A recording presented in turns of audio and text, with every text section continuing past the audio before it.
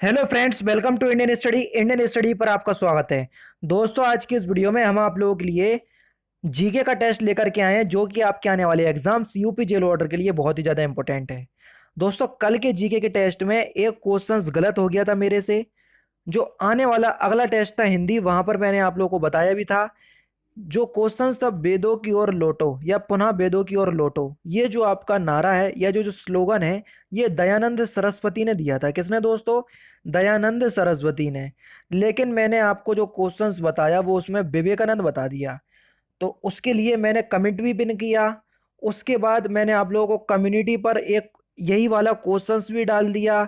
और उसके बाद जो हिंदी की क्लास आई थी वहां पर मैं भी मैंने आपको बता दिया। यानी कि कोई भी ऐसा स्टूडेंट जो हमारी वीडियो देख रहा है, अगर आपने उस क्वेश्चंस को देखा है तो उस क्वेश्चंस को करेक्ट कर लीजिएगा, ठीक है। वहां पर मैंने आप लोगों से माफी भी मांगी और ये भी बोला कि अगर आप लोग बोलोगे तो वीडियो हटा दूंगा मैं। लेकिन कई बच्चों ने बोला कि नहीं सर, एक क्वेश्चंस की वजह से आप वीडियो मत हटाइए, आपने यहाँ पर बता दिया, हम समझ गए। हिंदी की वीडियो में मैंने आपको बता दिया था और आज की वीडियो में मैंने फिर से आपको बता दिया, ताकि मैं अपनी गलती को सुधार सकूं, ठीक है ना। प्रत्येक सूर्य ग्रहण कब होता है, यानी कि सूर्य ग्रहण जो होता है वो किस दिन होता है हमेशा? तो हमेशा सूर्य ग्रहण जो है ये अमावस्या के दिन होता है, यानी कि दूसरा ऑप्शन आपका बिल्कुल करेक्ट है। पानीपत का तीसरा युद्ध कब लड़ा गया? बड़ा इंपॉर्टेंट क्वेश्चन है ये। इंपॉर्टेंट इसलिए बोल रहा हूँ क्योंकि ये जो आपका युद्ध था पानीपत का तीसरा युद्ध हुआ, चाहे दूसरा युद्ध हुआ और चाहे पहला युद्ध हुआ, ये मुगल काल के बहुत प्रमुख युद्ध थे, इसलिए मैं आपसे बोल रहा हूँ। तो जल्दी बताओ कि पानीपत का तीसरा युद्ध कब लड़ा गया? तो पानीपत का तीसरा युद्ध लड़ा गया था 24 जनवरी 1761 में। कब लड़ा गया था दोस्तों? 24 जनवरी 1761 में, यानी कि इस क्वेश्चन का तीसरा ऑप्शन आपका बिल्कुल करेक्ट है।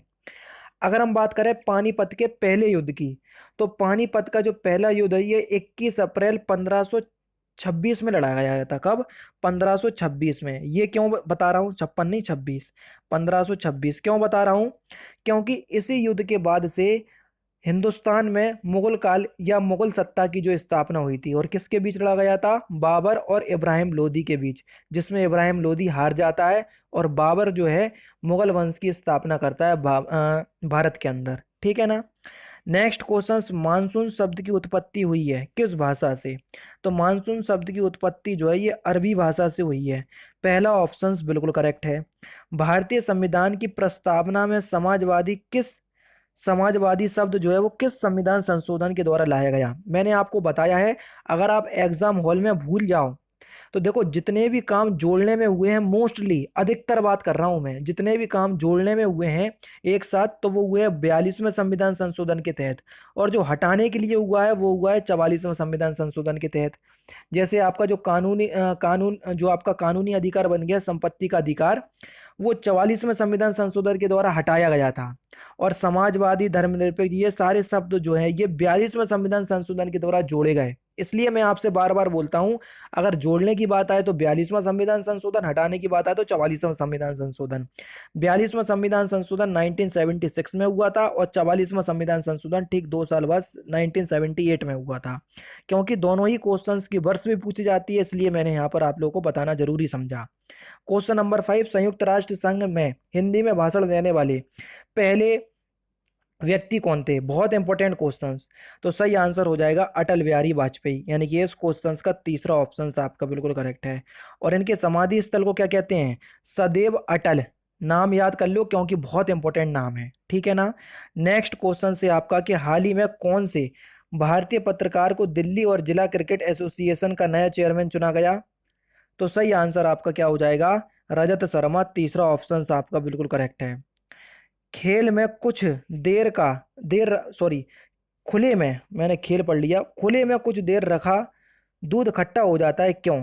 तो खुले में रखा हुआ जो दूध होता है कुछ देर अगर रख दिए जाते हैं तो लैक्टिक अम्ल की मौजूदगी के कारण वो क्या हो जाता है? खट्टा हो जाता है। दूसरा ऑप्शन करेक्ट है। राष्ट्रीय मानव अधिकार आयोग के अध्यक्ष कौन होता है? राष्ट्रीय जो मानव अधिकार आयोग का जो अध्यक्ष होता है वो कौन होता है? भारत का अवकाश प्राप्त मुख्य न्यायाधीश, यानी कि चौथा ऑप्शन बिल्कुल करेक्ट है। भारत में झंडा दिवस कब मनाया जाता है? Important questions. तो प्रत्येक वर्ष हम 7 दिसंबर को झंडा दिवस के रूप में मनाते हैं। दूसरा ऑप्शन करेक्ट है। किस नदी को राष्ट्रीय नदी घोषित किया गया है? आप सभी लोग जानते हैं कि गंगा नदी को हम राष्ट्रीय नदी भी कहते हैं, यानी कि इस क्वेश्चन का तीसरा ऑप्शन आपका बिल्कुल करेक्ट है। चित्तौड़ का कीर्ति स्तंभ किसने बनवाया था? जल्दी बताओ, इंपॉर्टेंट क्वेश्चन। तो चित्तौड़ का जो कीर्ति स्तंभ है ये किसने बनवाया था? राणा कुंभा ने बनवाया था, यानी कि दूसरा ऑप्शन करेक्ट। भारत में सूती कपड़े का कारखाना कहाँ स्थापित हुआ था? जल्दी बताओ। तो कहाँ पर स्थापित हुआ था ये? मुंबई में हुआ था, यानी कि दूसरा ऑप्शन आपका बिल्कुल करेक्ट है। प्रथम सूती कारखाना कह रहे हैं इसलिए इंपॉर्टेंट है। भारत में प्रथम सूती कपड़े का जो कारखाना है ये मुंबई में स्थापित हुआ था, दूसरा ऑप्शन बिल्कुल करेक्ट है। मुगल प्रशासन व्यवस्था में मनसबदारी प्रणाली को किसने प्रारंभ किया था? बहुत इंपॉर्टेंट क्वेश्चन। तो मनसबदारी प्रणाली को किसने प्रारंभ किया था? तो सही आंसर हो जाएगा अकबर ने, दूसरा ऑप्शन आपका बिल्कुल करेक्ट हो जाएगा। नेक्स्ट क्वेश्चंस के ताला नगरी उत्तर प्रदेश के किस जिले को कहा जाता है? तो सही आंसर हो जाएगा अलीगढ़, यानी कि इस क्वेश्चंस का तीसरा ऑप्शन आपका बिल्कुल करेक्ट है। ठीक है, नेक्स्ट क्वेश्चन से आपका अलीगढ़ जो है वो ताला नगरी के नाम से प्रसिद्ध है, बहुत इंपॉर्टेंट क्वेश्चन है, इसको हल्के में नहीं लेना। किस गवर्नर ने भारत में पहली बार सिविल सेवाएं शुरू की थी? बहुत इंपॉर्टेंट क्वेश्चन। तो सही आंसर हो जाएगा कॉर्नवालिस ने, पहला ऑप्शन बिल्कुल करेक्ट है। संसद के दोनों सदनों का संयुक्त सत्र कौन बुलाता है? तो देखो, सत्र बुलाने की बात करें तो राष्ट्रपति, और अध्यक्षता करने की बात करें तो लोकसभा अध्यक्ष, बताया था। ज्ञानपीठ पुरस्कार किस क्षेत्र में दिया जाता है? तो ज्ञानपीठ पुरस्कार जो है ये साहित्य के क्षेत्र में दिया जाता है, पहला ही ऑप्शन करेक्ट है। एनीएक क्या था? तो आप सभी लोग जानते हैं कि एनीएक जो था वो एक इलेक्ट्रॉनिक कंप्यूटर था, यानी कि दूसरा ऑप्शन बिल्कुल करेक्ट है। कोयले की खानों में प्रायः विस्फोट करने वाली गैस कौन सी है? कोयले की खानों में आपको प्रायः विस्फोट देखने को मिलेंगे, ये मीथेन गैस के कारण होते हैं, चौथा ऑप्शन करेक्ट है। इंद्रधनुष में कितने रंग होते हैं? Question number 20। तो इंद्रधनुष में 7 रंग होते हैं, विवग्योर आपने पढ़ा भी होगा, ठीक है, नीचे से ऊपर इनके बिल्कुल क्रम भी होता है विवग्योर के अनुसार। उत्तर प्रदेश राज्य में स्थित फतेहपुर सीकरी का निर्माण किसने करवाया था? तो उत्तर प्रदेश राज्य में स्थित जो फतेहपुर सीकरी का जो निर्माण है ना, ये आपका अकबर ने करवाया था 1571 से 72 के बीच गुजरात विजय के उपलक्ष्य में, है ना। इंपॉर्टेंट क्वेश्चन है बहुत ही ज्यादा। नेक्स्ट क्वेश्चन से आपको कि प्रकाश का रंग निर्भर करता है किस पर? तो जो प्रकाश है उसका रंग जो है ये तरंगदैर्ध्य पर निर्भर करता है, किस पर? तरंगदैर्ध्य पर, दूसरा ऑप्शन करेक्ट। भारत के राज्यों में प्रति वर्ग किलोमीटर अधिकतम घनत्व अधिकतम जनसंख्या घनत्व वाला राज्य कौन सा है? जल्दी बताइए। तो आपका जो सही आंसर हो जाएगा वह हो जाएगा, जल्दी बताइए। तो सबसे ज्यादा जनसंख्या घनत्व किस राज्य का है? 2011 की जनगणना के अनुसार बिहार का, और सबसे कम की बात करें तो अरुणाचल प्रदेश। और भारत का अगर जनसंख्या घनत्व एवरेज पूछा जाए तो 382 है। ठीक है, नेक्स्ट क्वेश्चन से आपका कि कंप्यूटर प्रणाली में निम्नलिखित में से क्या प्रोग्रामिंग भाषा नहीं है? जल्दी बताइए। तो देख लीजिए, जो कोबोल है वो एक भाषा है, ठीक है, फोर्ट्रॉन है वो भी एक भाषा है, पास्कल भी एक भाषा है, लोटस लोटस एक सॉफ्टवेयर का नाम है, चौथा ऑप्शन करेक्ट है। स्वच्छ भारत मिशन की शुरुआत कब की गई थी? बहुत इंपॉर्टेंट क्वेश्चन है ये, समझ रहे हैं, और आपको ये याद ही होना चाहिए। तो स्वच्छ भारत मिशन की जो आपकी शुरुआत है ये 2 अक्टूबर 2014 में की गई थी, यानी कि पहला option correct. Next question, Asia media सम्मेलन 2018 के 15वें संस्करण की थीम क्या थी? तो सही आंसर हो जाएगा telling our stories Asia and more, यानी कि दूसरा ऑप्शन आपका बिल्कुल करेक्ट है। अकबर अपना धार्मिक विचार विमर्श कहाँ करता था? Question number 28। तो कहाँ करता था? ये इबादत खाने में करता था, यानी कि तीसरा ऑप्शन आपका बिल्कुल करेक्ट है। प्रथम भारतीय ऑस्कर पुरस्कार विजेता कौन है? जल्दी बताओ, इंपॉर्टेंट क्वेश्चन। तो सही आंसर हो जाएगा भानु अथैया, तीसरा ऑप्शन आपका बिल्कुल करेक्ट है। नेक्स्ट क्वेश्चन, निम्नलिखित में से भारतीय संविधान सभा का अध्यक्ष कौन था? निम्नलिखित में से भारतीय संविधान सभा का अध्यक्ष कौन था? तो सही आंसर आपका क्या हो जाएगा?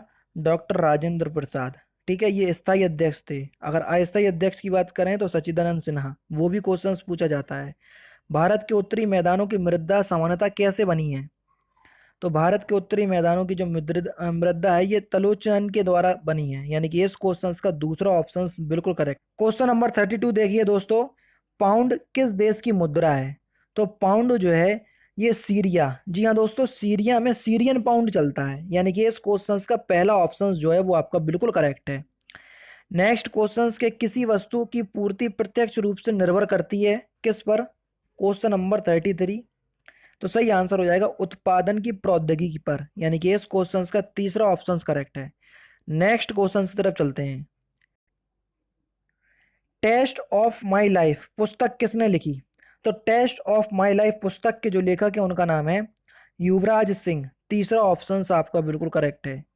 नेक्स्ट क्वेश्चंस की तरफ चलते हैं। पल्सर क्या होते हैं? तो जल्दी बताओ पल्सर एक्चुअल में होते क्या हैं? तो पल्सर जो है ये तेजी से घूमने वाले तारे होते हैं, यानी कि इस क्वेश्चंस का तीसरा ऑप्शन करेक्ट है। और लास्ट क्वेश्चंस निम्नलिखित में से भारत के वह राष्ट्रपति कौन थे जो 2 बार राष्ट्रपति के पद पर रहे? बहुत सिंपल क्वेश्चंस है और आप लोग इस क्वेश्चंस का आंसर मुझे कमेंट बॉक्स में बताएंगे बिल्कुल सही सही। ठीक है, तो दोस्तों ये थे आपके 37 क्वेश्चंस जो कि मैंने आज की इस वीडियो में आपको कवर करवा दिए।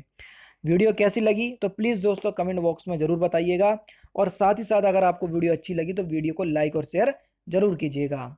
तो दोस्तों फिलहाल की वीडियो में तो सिर्फ इतना ही। अगर आपको वीडियो पसंद आए तो प्लीज़ दोस्तों वीडियो को लाइक कीजिए, शेयर कीजिए और साथ ही साथ हमारे चैनल को सब्सक्राइब करना ना भूलें, क्योंकि मैं रोजाना इसी तरह की वीडियोज़ आप लोगों के लिए लाता रहता हूँ। नमस्कार दोस्तों, जय हिंद, जय भारत।